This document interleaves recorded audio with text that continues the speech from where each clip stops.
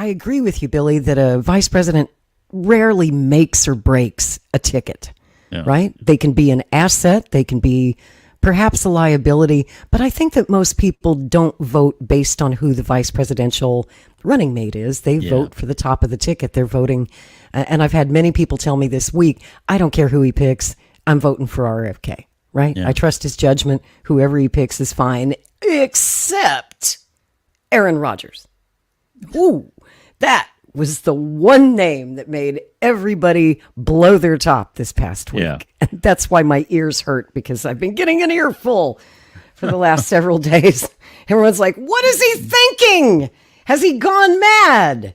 Oh, geez. And then the media got a hold of it, right? I mean, first of all, it looked like, I think it was on Thursday, Bobby was on Fox News, and they asked him about Rodgers. And it sounded like he was giving the game away. It sounded like he was pretty much confirming that it was Rodgers. It was very, very confusing. I couldn't figure it out. Maybe you can figure it out. I'll play you the clip and let you decide for yourself. Here we go. Candidates, your previous guest, Robert Kennedy, did real well. So, you know, it's all over the map. He is scoring, what, 10, 12, 15% sometimes in the polls. It just seems to me, if you take all that together, he's right in a sense that it does show the degree of dissatisfaction that there is with the two main candidates. And that's why there's been a lot of interest in his vice presidential pick, Aaron Rodgers in the mix and all of that. So you can see that there's something there for both sides to be nervous about. And with that, let's bring in the man who could be the X factor in this year's presidential election, Robert F. Kennedy Jr. Mr. Kennedy, thank you for joining us. We very much appreciate this. I want to kind of run through these polls because, one, you have not seen them yet, so we can put them up. This is Fox News polling in Arizona. This is a five-way race, and you can see you're running third at 10%. Moving on now to Pennsylvania, and you're also in third at 9%. And the Democratic Representative Jake Auchincloss said the following. Watch. This election is going to be a near-run thing. Going to come down to a few states. Going to come down to a couple 100,000 voters. So any third-party candidate, especially with the last name like Kennedy, poses a significant challenge. Yeah, Slate said the following: Trump and Biden should be terrified of a third-party candidate. You're clearly making an impact. What's your thoughts on this? Well, my thoughts are the American public wants another choice. 80% of Americans say they do not want a rematch of 2020. People say that they're tired of being presented with a choice between the lesser of two evils. They want a candidate who they believe in, who gives them a hopeful vision for the future of this country, who is caring about ending the wars, ending the chronic disease epidemic, restoring the middle class, and making sure to protect our constitutional rights. So, I think we need another voice. We're a democracy. We shouldn't just be forced to choose between two bad choices. Yeah, it's interesting because people are asking me all the time, what has to happen for Robert F. Kennedy Jr. to make an impact, to be squarely in the running in November? You've got 7 months, 7+ months. Yeah, I mean, I think our first challenge is to get on the ballot in all states, and we will do that. I think we'll be on the ballot in most states within probably 6 or 8 weeks, and we'll be on the ballot in all of the states that we can legally get on at that time. Some of the states open later, so you can't start gathering signatures, but as those states come up, we'll get on those ballots. Here in California, we started our own political party. People have to go to Kennedy24.com/California and register for that party. We need 75,000 registrants, and then I'm on the ballot here. Yeah, you go forward and you talk about this, and there's been a lot of you started your own party. There's been talk of no labels. There's been talk of other things moving on there. Would you move if you had more support, if you had more money, if you had something that was going to steamroll you? Would you consider moving? Moving to another party, to another platform? Would you go to no labels? Would you would you become the vice president of the United States if Donald Trump asked you to be his vice president? No, I would not. My marriage would not survive that. But we're going to get on the ball. So I'm not worried about getting on the ballot. And You know, I'm now beating both President Trump and President Biden among Americans under 45 years old. I'm beating them in independent voters, which now is the biggest political party. This is the first time in American history an independents outnumbered Republicans and Democrats. 43% of the electorate identifies themselves independent, and only 27% are Democrats, 27% are Republicans. And I'm beating both President Trump and President Biden in that biggest cohort. Yeah, you have said clearly that you will not run if President Trump, former President Trump, asked you to be his nominee, his vice presidential nominee. It's a no. Wouldn't hear your marriage. Yeah. Meantime, you have already made your choice on who your running mate will be, and we know that Aaron Rodgers, the quarterback for the New York Jets, formerly of the Green Bay Packers, is a prominent name in that. Why? Well, he's one of the people that we've talked to. I really like Aaron because, you know, our appeal is to young people. We're trying to make sure that young people are participating in the political process, that they have hope for America. We want somebody, the people who have run up the $34 trillion debt, which they're dumping on that generation, are all older people. And we want somebody young who's going to look out for that generation. Mm-hmm. Aaron Rodgers is battle tested. He's stood up. He's been hammered by the press. Stood up for things we believed, and I like that part of his character. He's a critical thinker, and I think we need that at the time, as you know, the rise of AI. We need people who understand that you cannot always trust authority. Just because somebody's in charge, it doesn't mean that they're telling you the truth, and we want somebody who's going to critically examine. My father used to say, one of the duties of living as a citizen of democracy is to maintain a constant posture of skepticism toward authority. And I think Aaron's shown that. He's also somebody who I think will help me get the country healthy again. Yep. He's 40 years old. He's focused on his own health. He's very aware of health issues, and that's one of the things that's one of the key parts of my agenda, is to get the country healthy again. It sounds to me like Aaron Rodgers is the choice, is your choice. Is he your vice presidential choice? We're announcing my choice on the 26th of this month, so 2 weeks from today, in Oakland. If you want to find out who my choice is, you need to come to that. Might as well just let us know right here, because you've got the time, the space, I think. Senator, thank you. Trace, thanks for having me. Appreciate your time so much. Thank you. Okay. I don't know. It seems to me that was like a trial balloon. I think that's what we've been looking at with these names being thrown out there. What do you think, Billy? Yeah, I mean, I'm kind of the mind that, throwing out some names that are controversial was part of a plan to get people talking, to get people, oh my God, what's this? And you've heard more about the RFK Jr. campaign this past week with the vice presidential controversy than you have in the mainstream media since he basically started. So from that aspect, it's a good thing. I think that there's a kind of not raising expectations, but lowering expectations when you hear some of these crazy names. And nothing against Aaron Rodgers, but he's a controversial figure. I mean, I think we all can agree on that. And if you're the person was really afraid of Aaron Rodgers, then no matter who RFK mentions, it's going to sound good. Vlad the Impaler is going to be my vice president. Oh, thank God it's not Aaron Rodgers. And I'm really skeptical too about this bringing in the youth vote here again. Being from a football world, I'm from Canton, Ohio. The culture here is beer and football. That's pretty much it. All right.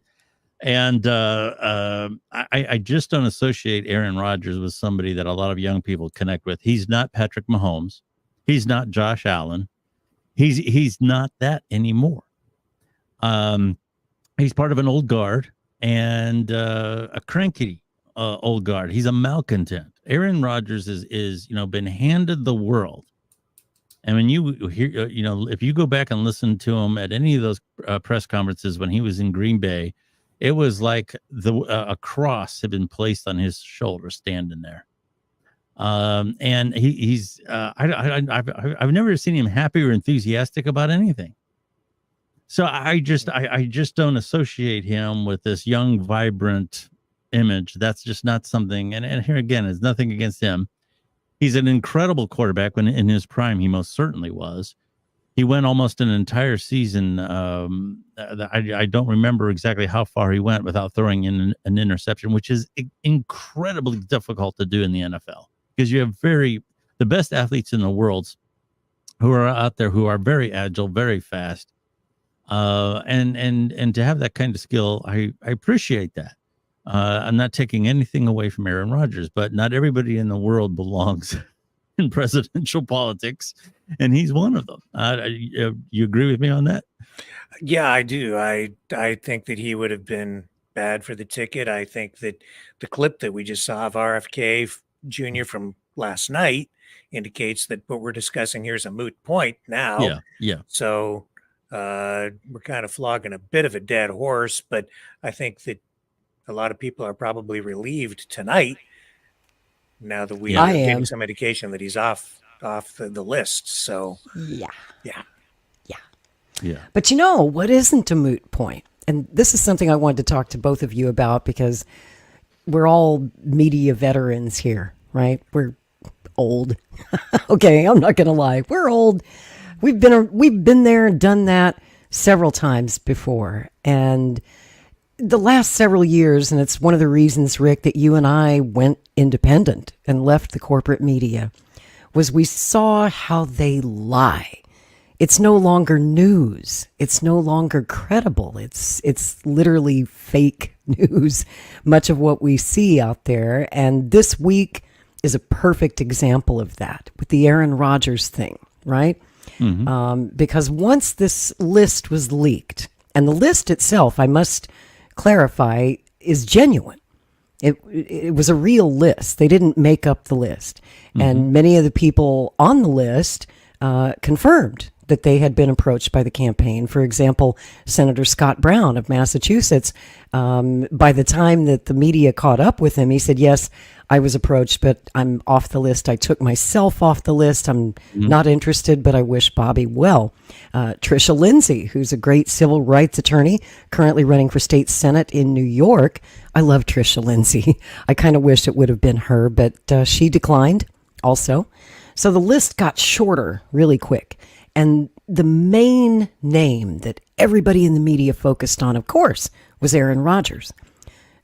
Because he's such a big star, because he's so controversial. And then it seems to me, guys, that they created a new controversy about Aaron Rodgers that probably tanked his chances. I mean, if Bobby had already decided that he wanted Rodgers, I think that story that CNN did this week about, Rodgers's alleged comments about the Sandy Hook shooting in 2012. That wasn't fair. No, and it was sourced. It had very dubious sourcing, right? It's one CNN reporter, Pamela Brown, and another anonymous source. Unless you've been living under a rock, you probably already know this, but just in case you don't, I'm going to play this clip from CNN, and God, it pains me to play anything from CNN. Ugh. But I have to show this one because it's actually hilarious. Because when they do this story, watch who they bring on for analysis and commentary. One of Biden's top strategists and one of Trump's top strategists. Take a look at this. Independent presidential candidate Robert F. Kennedy Jr. seems to be narrowing his search for a running mate. One of his prospects for vice president, New York Jets quarterback Aaron Rodgers. Now, CNN is learning tonight that in private conversations, Rodgers has shared conspiracy theories, falsely claiming the 2012 Sandy Hook shooting was not real. Back in 2013, when CNN's Pamela Brown was covering the Kentucky Derby, she met Aaron Rodgers. And Brown says in conversations with him, Rodgers attacked the news media, claiming important stories were being covered up. He then brought up the Sandy Hook shooting and said the media was intentionally ignoring that the shooting was, he claimed, an inside job by the government. Now, when Brown asked for evidence, he shared conspiracy theories that had been disproven. Rodgers falsely claimed to Brown that there were men in black in the woods by the school and asked if she thought that was odd. CNN has also spoken to another source who would like to remain anonymous in order to avoid harassment. They had a similar encounter with Aaron Rodgers. This person said Rodgers claimed that, quote, Sandy Hook never happened. All those children never existed. They were all actors. Now, Rodgers declined CNN's request for comment. But here with me now, former senior advisor for the Biden 2020 campaign, Alencia Johnson. Also, CNN political commentator and Republican strategist, Alice Stewart.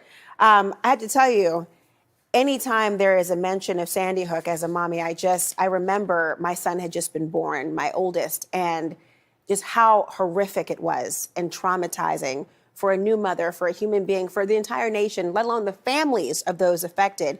Alice, when you hear this narrative that seems to keep popping up, particularly in political spaces, it's beyond. Right. The Sandy Hook tragedy was gut-wrenching for all of us, and it's almost like it was yesterday. And I think of many presidential moments throughout our lifetime of president. One of the most compelling presidential moments was when President Obama was speaking about that in the briefing room, fighting back tears and choking up as he was talking about these children. It's a devastating tragedy, and we're still coming to terms with this. But to say this was some kind of a inside job and was not real is disgusting, and it shouldn't happen. And it's beyond a conspiracy theory. It is an outright lie, and it's an insult to the families involved. And I think for Aaron Rodgers or anyone to claim this didn't happen is disgusting and insulting. And so I think promoting that theory and that line of conspiracy, we shouldn't have any part of it. I'm curious as to why he hasn't come out very vocally to say, no, that's not what I said, or this did not happen the way it's being relayed. I was expecting that to happen. Obviously, it's his right to either comment or not and on his own schedule, but it is stunning given his name is being thrown around right now as a potential VP pick. Yeah, I mean, I have to think about who exactly is he trying to appeal to, right? Who is RFK trying to appeal to? There is That's the question. A faction of, I'll be honest, the Republican Party that believes in a lot of these conspiracy theories, that listens to the Joe Rogans of the world, who tout these types of conspiracies. And it's interesting because third-party candidates, as we know, aren't helpful to Democrats. But the path that RFK is going down with an Aaron Rodgers seems to appeal to a segment of the Republican Party base. And I'm also frustrated and troubled. I actually agree with you on the troubling comments from Aaron Rodgers. That's the frustrating part. She's like, I'm frustrated and troubled. I actually agree with you. Applause. I do agree with you. You know, Alice and I don't always agree on a lot of things, but I agree with you on how sick and vile it is for him to spout these conspiracy theories. I'm frustrated because at a time we know that gun violence is the leading killer of children in this country, right? When we should be having conversations around gun control, here's someone who is potentially a running mate, which that in itself I can't take too seriously, but is a potential running mate that is talking about these conspiracy theories and minimizing the impact that this is having on families every day in this country. He's but one of the names mentioned. Another person is Jesse the Body Ventura, who, you know, I'm from Minnesota. He was the governor. And, you know, people can look down the nose for only so long until all of a sudden you're calling him governor, and you got people like Tulsi Gabbard on this list, excuse me, Senator Rand Paul, possibly Andrew Yang. Now, we don't know the extent of these conversations, if they're happening or who's taking it seriously as the recipient of a request. But I'll tell you about the polling here. He is consistently polling at 15% nationally. He is not going to be able to get a majority, obviously, win the presidency on that alone. But do you think he presents a threat for either candidate in this rematch, Biden or Trump? He certainly does. And look, those numbers are consistent across the board. That's not a snapshot in time. That is a trend. And this is in the key battleground states. He's also polling very well. Look, if I were to be a betting woman, we'll come back at the end of the month, my money would be on someone more like Tulsi Gabbard, who is a lot less toxic and polarizing in many regards. Look, I attended one of RFK Jr.'s events. I did a magazine article on him. His crowd is across the board, black, white, young, old, Republican, Democrat. He is going to pull from both sides. And the issues that he focuses on, that he's talked about, that he's promoting, talks a lot about homelessness. He talks about restoring the middle class. He talks about ending chronic disease. He talks about unraveling the war machine and getting corporations out of government. Those are issues that resonate with a lot of people. And he is out there making his case day after day. And I'll tell you what, This Aaron Rodgers and Jesse Ventura stuff is crazy, but from RFK Jr.'s standpoint, this is earned media. And this is what you do if you're not getting news, you're not making headlines, you generate something that will get people talking. We're talking about this tonight. And my money is not on Aaron Rodgers, but it is on the fact that they're using this as an opportunity to generate earned media and get his name out there. And we'll wait to see who he names as his VP. Let me give you the quick last word, Valencia. You know, that extremism, though, that he continues to paint out here. I hear you that he has different folks at his rallies, but we are in a primary where folks are saying, well, actually, we're out of the primary, but we're in an election where folks are saying they want some new energy, and so they're listening to ideas. But as they continue to listen to RFK, they hear the extremism, right? They hear the extremism on issues that they care about, particularly around healthcare. Him being a huge anti-vaxxer, I think, is a concern for a lot of voters. There are going to be a lot of issues that he continues to talk about, and I think as voters continue to get to know him, I don't think he would hurt Democrats as much as people think he would. I think he actually could pull from the Republican Party. Well, we shall see. Ladies, thank you both. You know, Mark Twain once said that a lie can travel halfway around the world before the truth can get its shoes on. That's very true. Yeah. What a perfect example of that. I mean, I don't know if CNN was lying or not. They don't have a very good track record of telling the truth. They've been sued many times successfully or settled out of court on slandering people. And so my big question to you guys is, how much money is Aaron Rodgers going to win in his defamation case against CNN? Well, I can tell you that, Rick, I didn't want to speak over you. Do you want to answer that first? No, you go ahead. Go for it. There's a lot wrong with that, other than just the obvious. Number one, I don't know the context of the conversation. For example, if it was an interview, why wasn't it recorded? Right. He was having a private conversation. Why are you divulging that? I think that's something. 11 years later. Yeah, I think that anytime a celebrity or a well-known business figure or a politician has a private conversation, they're always censoring themselves because I don't know if that person is going to go run somewhere and tell somebody about it, and they may not tell it correctly. They might tell it out of context. So there's a lot wrong with that. I don't like somebody's confidence in terms of a private conversation being violated. Number two, this is hearsay. I mean, if this was in court, this would be hearsay. This is what's supposedly what someone else said about someone else. This is a classic definition of hearsay, and it's what, 10, 11, 12 years old now, or older than that. 2010, they said, 2011, something like that, or 13. 2013. 2013. Okay, so a year this is after 2024. the This shooting. is 11 years. Okay, 11 years. That's hearsay. That's 11 years old, and they're talking about it, and they're talking about the tragedy of it, which it was, but they're evoking emotion about something that may not have ever happened or not happened the way they are describing it. It's a very unfair way to communicate. Rick, I know you're not a fan of anonymous sources. Your thoughts on this? I basically agree with that. I think that it's lazy, shoddy journalism. What else would you expect from CNN? Yeah, and I'm not sure exactly why they're so afraid of Aaron Rodgers if he's such a disaster waiting to happen. Why were they so aggressive? Now, I do know that the Democrats are organizing, ramping up like an organized arm of their campaign to go after third-party candidates. Yep. So maybe this is just a prelude of things to come. I think they're going to devote money to this. They're going to put forward probably the most organized anti-third party campaign, negative campaign that we've ever seen in history, from what I'm understanding. So brace yourselves. Mm-hmm. That's right. That's right. If you thought what they did to Ralph Nader in 2000 was bad, woo! Look out, Kennedy. Look out, Cornel West. Look out, Jill Stein. They're coming for you, and they make no bones about it. They must see these guys as real potential spoilers, and they must be thinking, their polling must be showing them that these candidates are pulling from the Democrat side more than the Trump side. And it depends on which poll you're looking at. Like that CNN poll had Kennedy at 15%. I've seen an NBC News poll that had him at 34%. Now that is scary to the Republicans and the Democrats. Other polls have him in the mid-20s somewhere. But nonetheless, he is a force to be reckoned with.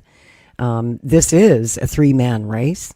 And, you know, I think that the vice presidential choice is obviously very critical at a time like this. And for those of you who say that the vice presidential pick doesn't matter, Kennedy and Johnson. Yeah. Okay. Let's think back to 1960. Jack Kennedy probably would not have become president had Lyndon Johnson not delivered Texas.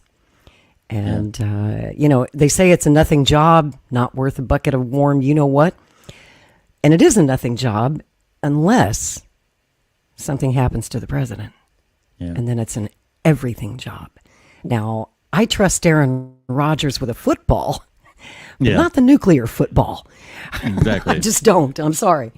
I mean, again, no experience whatsoever. And that was my problem with a lot of the names on the short list, to be completely honest with you. This week was I looked at that list. I like Mike Rowe a lot. And a lot of Kennedy's supporters were really advocating for Mike Rowe in that debate we had the other night. And I can see why. He's a very impressive man, but no political experience at all. We don't even know his positions on the big issues, right? What's his position on the Second Amendment? What's his position on the Gaza war, the Ukraine war, the economy? So many of these things that voters deeply care about. We need to know a lot about the vice presidential pick.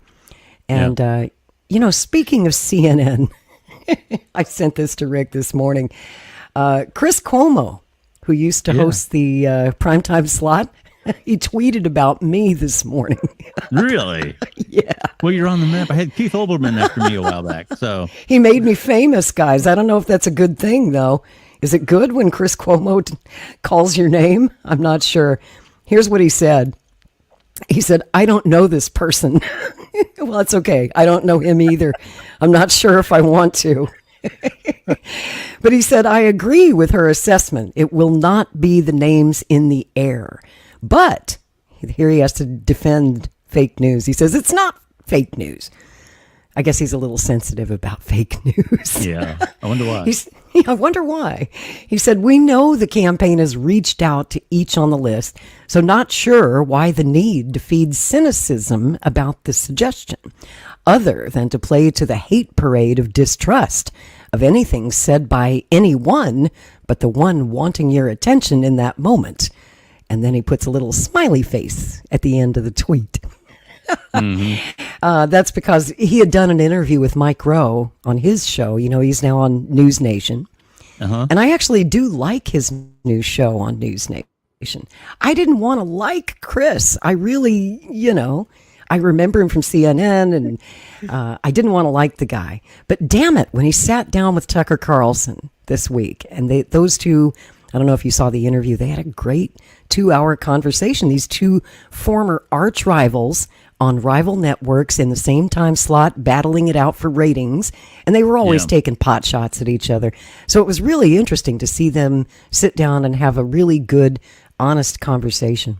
But I tweeted back at Chris. I said, hey, Chris, is it any wonder Americans are skeptical of the media when we've been fed a steady diet of fake news for years? As you well know, your former employer, CNN, is one of the worst offenders. I wonder how much Aaron Rodgers will win in his defamation lawsuit. Ooh, damn. Yeah. There was a lot wrong with. I don't know if I made a friend of Chris or not there. Sorry? Yeah. No, I was just going to say that there was a lot wrong with that CNN segment that you played earlier. And your comments are very correct. The other thing I would cite that was really inflammatory about that, to me anyway, about that CNN segment was they cited the fact that he didn't come out and deny it as evidence that it might be true. That's and interestingly, you bring up LBJ because that was an LBJ trick. LBJ would come up with, when he found out somebody wasn't going to vote his way, he would come up with outrageous stories against them. And a lot of, there's a legend in Washington that one of his advisors said, but sir, he didn't do that. And LBJ said, I know he didn't, but I just want to hear the some bitch deny it. And That's right. That's the strategy. Yeah. They come up with all these outrageous claims, and then, well, the person doesn't run out and deny it, and then they say, well, there you go. He must have did it. So that's, and of course, if he comes out and denies it, then he's calling, a horrible thing to himself. So it's a very unfair thing to do. It was interesting that Aaron Rodgers, he put out a tweet addressing the CNN story, and he denied it in the sense that he's never held those beliefs. What I found interesting about that tweet, though, was that he didn't say, I'm going to sue you, because that's what I would have said. If they were lying about me, about a thing like Sandy Hook, I mean, we all saw the trial that dragged on for years with Alex Jones, and he's now got to pay like a $2 billion judgment and legal fees. And, Aaron Rodgers obviously wouldn't want to face that. Yeah, but I would have said, I'm going to sue you. Yeah, it's a little different only because neither party can prove it either way. You don't have tape. It was 11 years ago. It's hearsay. But with Alex Jones, I mean, he was, he said it numerous times on the air. Those families were harassed because of him, which, can you imagine the emotional toll that would have taken on you to have lost a child in that way and then be harassed as a liar and a fake on top of it? So, I mean, that was a completely different situation. So I don't know what kind of a suit he would have. I'm not a libel attorney, but that's a case that's a little harder to prove one way or the other. It is. And I must say that my respect for Aaron Rodgers really went up this week, actually, in light of the reporting, if indeed he was running interference for Kennedy. If he wasn't Kennedy's pick and they both knew it, he was willing to take the fire. Yeah. And Aaron Rodgers' reputation took a terrible hit because of this story. If he was willing to make that sacrifice to help Bobby, I guess it helped. I don't know if it helped or not. Well, that's the one part of what they said that I would say might be true. I mean, this is part of a firestorm that a lot of times can, help your candidate, because he or she gets talked about a lot more than what they would have otherwise. And, RFK Jr. was part of the political landscape, both on legacy media and on digital media this past week, more than he's been since he started the election. And it's because of this vice presidential nonsense. And I said earlier to Rick, I don't know if you heard me or not, I don't know. This might have been something that he didn't bring on upon himself. This might not have been something he wanted to jump in the ring for. And he took a lot of stuff that he might not have even wanted to. So that, from that part of it, I'm speculating. I don't know, but I totally agree with that. Well, Aaron's the sacrificial lamb, it seems. Sorry, Rick, go ahead. If any of these guys do end up on a ticket, that's nothing compared to what they're going to get. Yeah. Yeah. You know what's interesting? A lot of people didn't even know that Bobby Kennedy was running for president until this week when they heard about the Aaron Rodgers story. Seriously. So that's how much press he got out of the deal. And who it's going to be ultimately, who the heck knows at this point.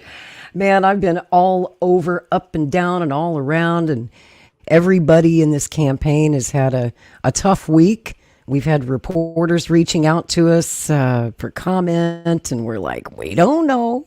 And if we did know, we sure as hell wouldn't tell you. Mm-hmm. What do you guys think about Senator Rand Paul? Doug Stafford is actually advising our campaign. He works with us.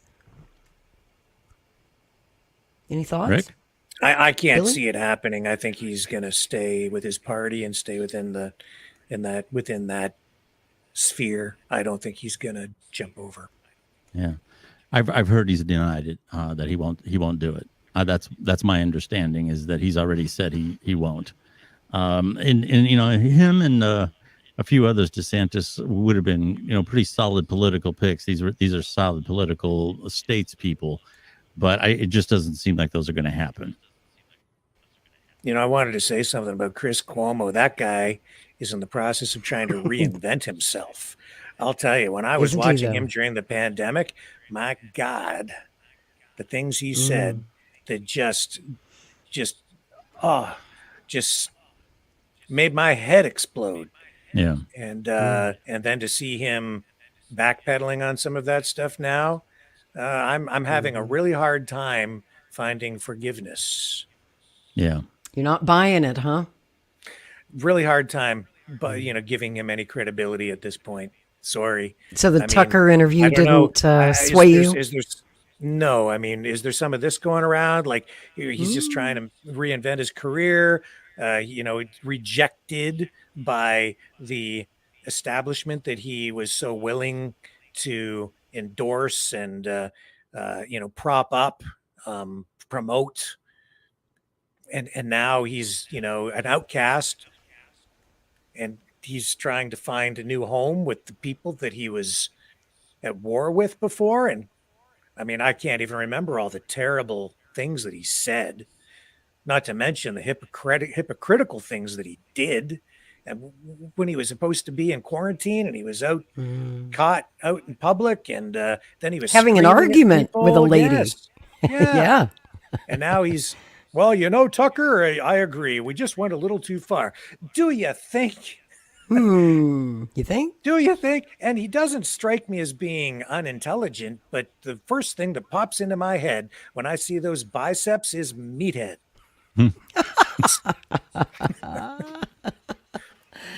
Oh, boy. I have mixed feelings about Chris because he's family to the Kennedys. Bobby Kennedy's, this is complex.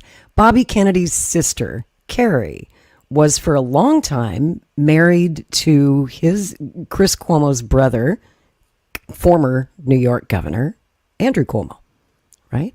They had a big family together, were a happy couple until they weren't. And so Bobby Kennedy and Chris Cuomo have known each other a long time. The Kennedys and the Cuomos go together like peanut butter and jelly.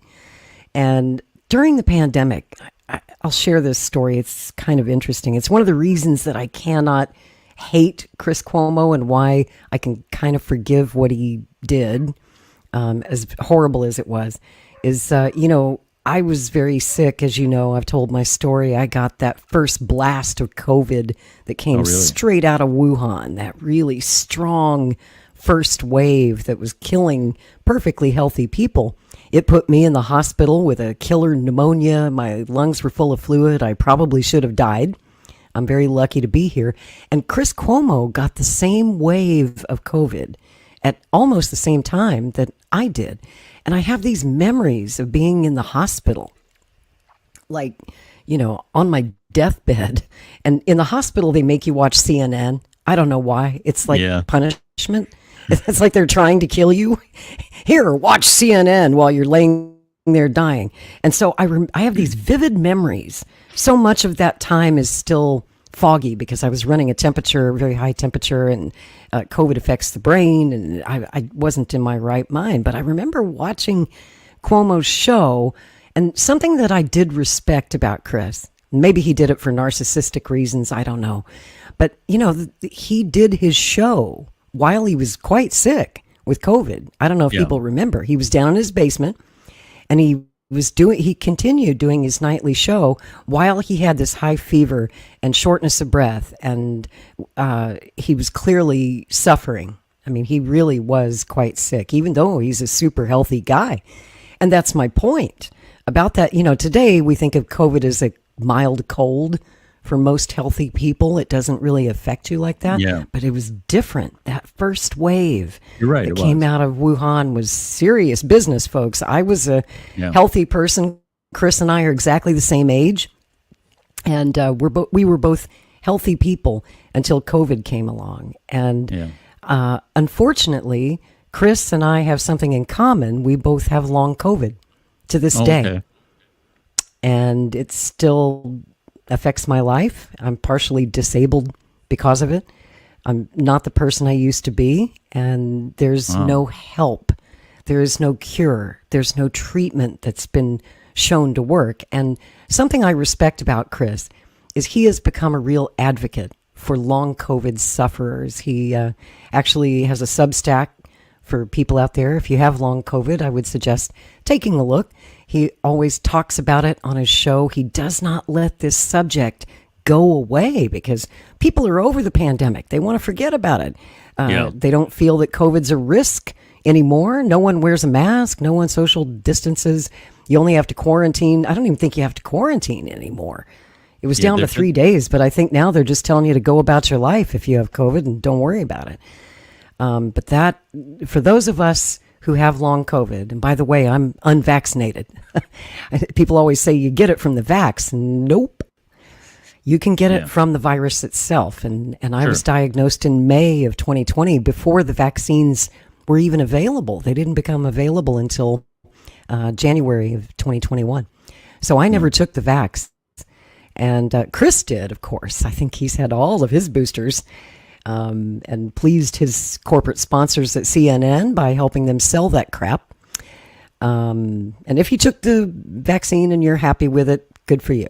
But a lot of people are vaccine injured, and their symptoms, here's the really interesting part, match exactly the same symptoms that unvaccinated COVID long haulers have.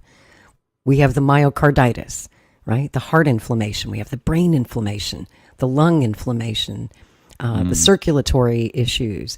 It's strange. And doctors acknowledge that there is commonality in the symptom set, but nobody can tell us why. Nobody seems to know why. Nobody has any answers. It's a novel virus, a new vaccine.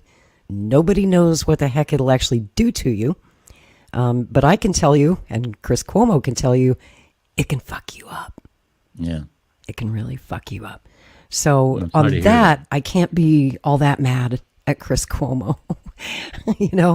There are a lot of reasons why. I think in his heart, he's a good man. And nobody was more surprised than me. Stop it.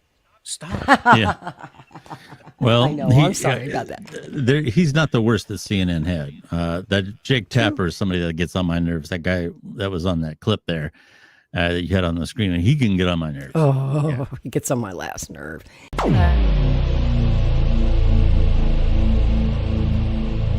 This has been a Maverick Multimedia production.